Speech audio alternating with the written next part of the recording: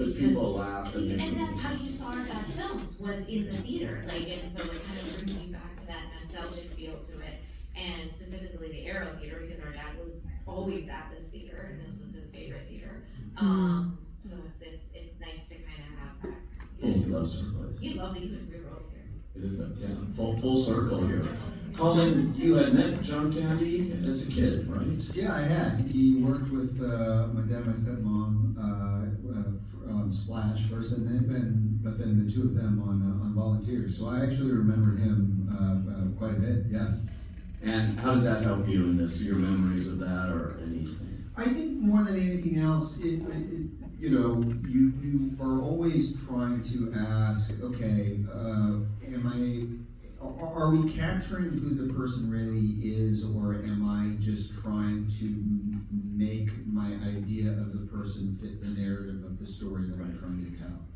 And it helped at first I thought it was going to be a disadvantage, but it ended up being an incredible advantage, because I remember him extending, just the utmost kindness and warmth to me, even as a little kid. And when we were talking about interviewing Macaulay Culkin, my initial concern was like, well, I don't know what he's going to say. I mean, he could very well just say, like, yeah, I remember him. I was 5. I don't know what else you want me to say about him. But say how he did that Uncle Buck scene. Yeah, but of course, Mac's experience was very similar to mine, where he literally made you feel like you were the center of the world, and that he really cared and was really very genuine. So I have nothing but fond memories of it. I thought Macaulay Culkin was a remarkably good interview. Yes, incredible. I didn't know what to expect when I saw he was going to be one of the people interviewed, but yeah. And he ended up.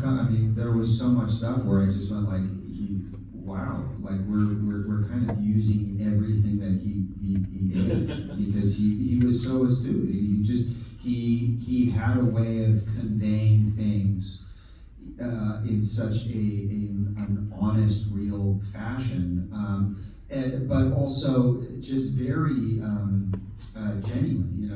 I was snuck in the back and was watching a little bit, and just that that thing that Macaulay says about you could be holding an Oscar at the pinnacle of your game, and then someone will say, what's next? Like that kind of quote. When I heard that, I was like, oh my God, yes, thank God, because that really drives home that sort of incessant fear that as actors, I know I sure as hell have, so I've been making documentaries on the side. But he ended up being just an absolute hope machine for us, and I'm just so incredibly grateful. I can imagine